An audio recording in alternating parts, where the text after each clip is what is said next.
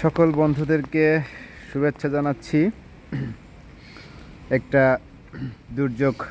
দুর্যোগের মধ্য দিয়ে বাংলাদেশ, ভারত সহ কয়েকটি দেশ যাচ্ছে। এই দুর্যোগ কাটিয়ে ওঠার জন্য সবাই আপ্রাণ চেষ্টা করছে। সরকারের পাশাপাশি বিভিন্ন সংস্থাগুলো নিরলসভাবে কাজ করে যাচ্ছে। বিশেষ করে সামুদ্রিক এলাকাগুলো, উপকূলীয় অঞ্চলগুলোতে বেশি আঘাত আনছে ঘূর্ণিঝড় রেমাল। তারই ধারাবাহিকতায় দেখতে পাচ্ছেন আমাদের সে একটি স্বপ্নের গাছ ছিল। জনস্বাস্থ্য প্রকৌশলী দপ্তর মাগুরা নির্বাহী প্রকৌশলীর কার্যালয় চত্বরে একটি আশফল গাছ, একটি সুস্বাদু ফলজ গাছ। দেখছেন যে গাছটি ভেঙে গেছে ঝড়ের তাণ্ডবে।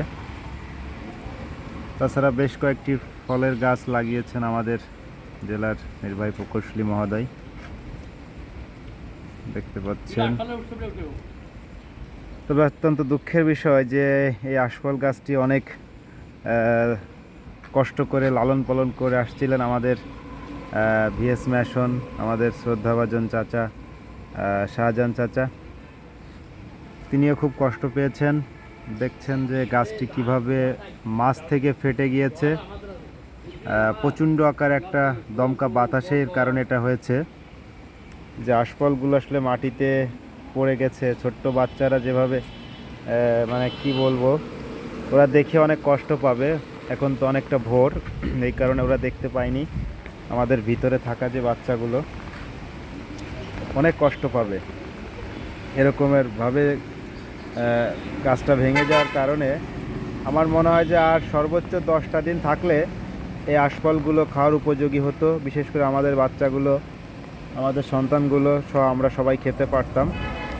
যাই হোক, আসলে প্রাকৃতিক আবহাওয়ার কারণে এটা মেনে নিতেই হবে।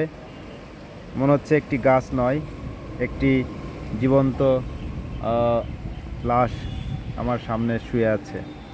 হয়তো একটি মানুষের এরকমের দুর্ঘটনা ঘটলে কত আহাজারি, কত কান্না, কিন্তু একটি নিষ্পাপ গাছ পড়ে আছে, তার জন্য নেই আমাদের কোনো আকুলতা ব্যাকুলতা।